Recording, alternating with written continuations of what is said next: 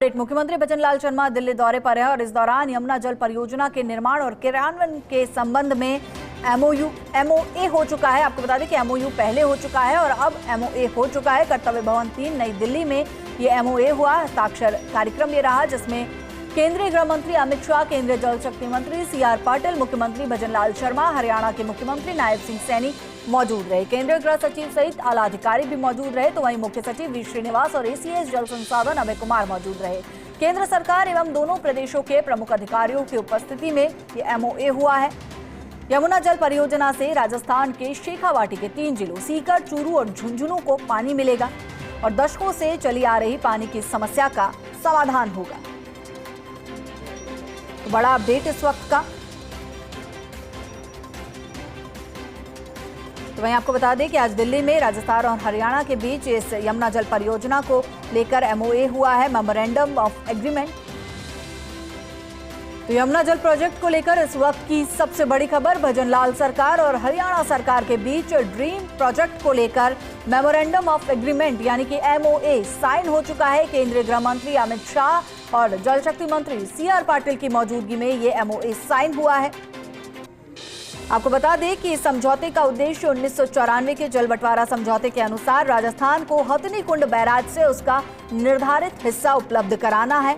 इस पानी को मुख्य रूप से शेखावाटी के सीकर, झुंझुनू और चूरू तक पहुंचाने के लिए लगभग 302 किलोमीटर लंबी पाइपलाइन बनाई जाएगी, जिससे कि शेखावाटी क्षेत्र के किसानों को यमुना जल का सीधा लाभ पहुंचेगा और वर्षों से चली आ रही खेती किसानी की समस्या का समाधान भी होगा। तो राजस्थान के लिए ये बड़ी खबर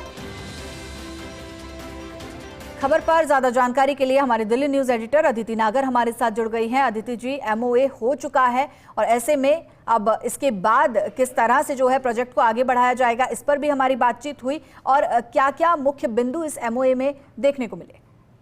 देखिए, अभी जो एमओयू हुआ, सबसे पहले तो राजस्थान के शेखावाटी इलाके के लोगों के लिए बहुत ही दिन जो है बेहद खास है, जिसका इंतजार शायद 32 सालों से आज जो लोग हैं उनके पूर्वजों ने, उनके लोगों ने इस दिन का इंतजार किया होगा, क्योंकि ये सिर्फ पेयजल की बात नहीं है, ये किसानी की, ये तमाम तरीके के एनवायरनमेंट की भी, जीवन यापन करने की भी ये बहुत बड़ी समस्या है। हमने बहुत सालों तक देखा कि पानी की समस्या, खराब पानी, इन तमाम चीजों के चलते लोगों ने अपनी जानें दी हैं, परिवारों में लोगों की जानें गई हैं जाहिर तौर पे। तो ये बहुत बड़ी समस्या का समाधान किया है सरकार ने, और वो सरकार जो बार बार ये बात प्रतिबद्धता के साथ आई थी कि हम राजस्थान को, प्रधानमंत्री मोदी ने कहा था कि राजस्थान में आता रहूंगा, राजस्थान की समस्या मेरे लिए बेहद महत्वपूर्ण है, उसका एक समाधान हुआ। तो आज सबसे पहली बात तो ये है कि वो साइन हो चुका है, जिसका 32 सालों से शायद राजस्थान की जनता को इंतजार रहा होगा, क्योंकि ये सिर्फ शेखावाटी की समस्या नहीं है, ये पूरे राजस्थान की समस्या है।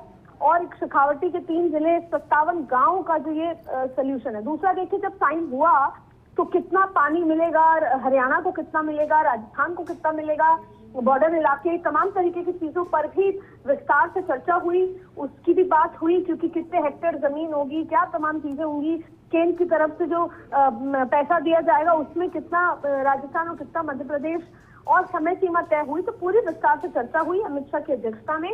तो ये एक दिन जो है बेहद खास है और अभी बैठकर बात हो रही है। देखिए, तमाम अधिकारी भी इस बैठक में मौजूद रहे और हमने जब अंदर पता किया तो उन्होंने कहा कि विस्तार से आपको बताया जाएगा। तो अभी ये और सारे मुख्य बिंदु हैं जो अभी पत्रकारों को बताए जाएंगे।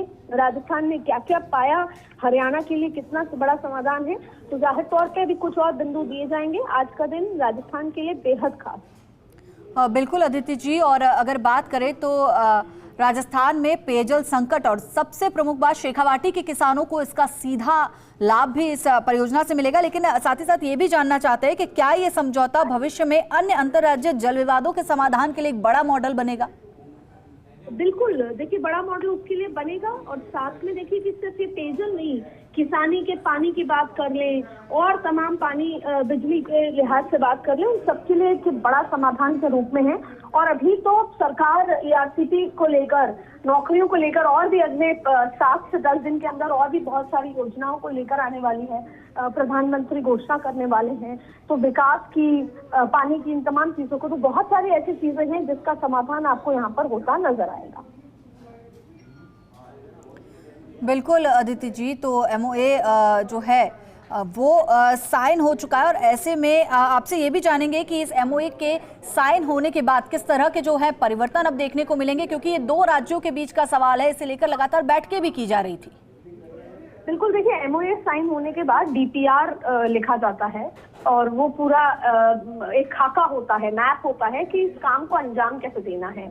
इसमें जो खर्च वर्च तमाम चीजों की बात आई है, तो अब वो डीपीआर लिखा जाएगा। डीपीआर में भी समय लगता है, अधिकारी और तमाम चीजें, क्योंकि जल मंत्रालय हुआ, दोनों ही राज्यों के जो अधिकारी होंगे, तो डीपीआर तैयार होते ही काम शुरू होता है।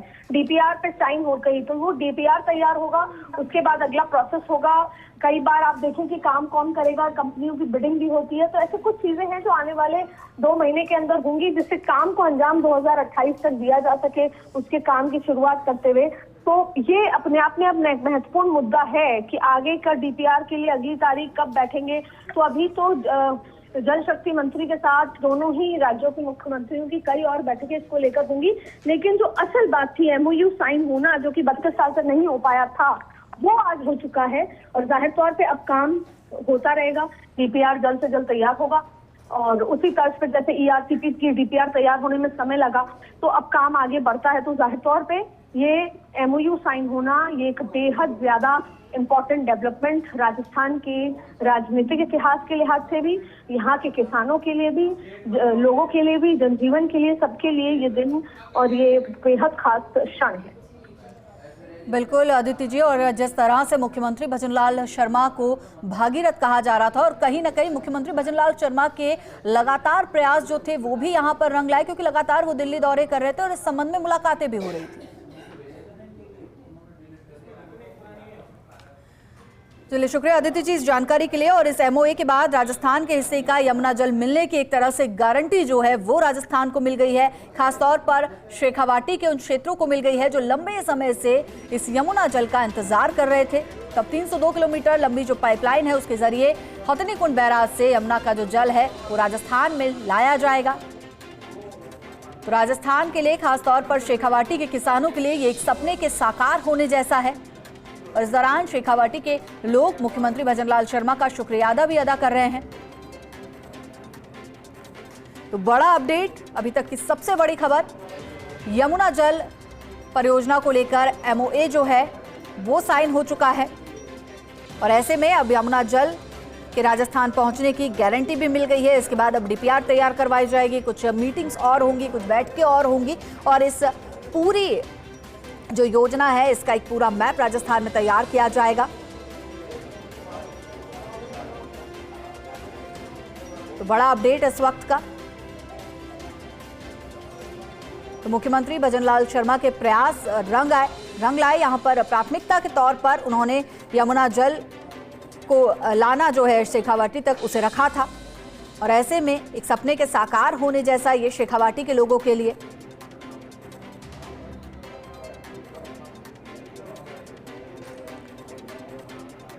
तो 2.5 साल से लगातार मुख्यमंत्री भजनलाल शर्मा इस दिशा में प्रयास कर रहे थे यमुना जल प्रोजेक्ट को लेकर और ऐसे में आज जाकर सफलता मिली है। एमओए साइन हो चुका है केंद्रीय गृह मंत्री अमित शाह और जल शक्ति मंत्री CR पाटिल की मौजूदगी में।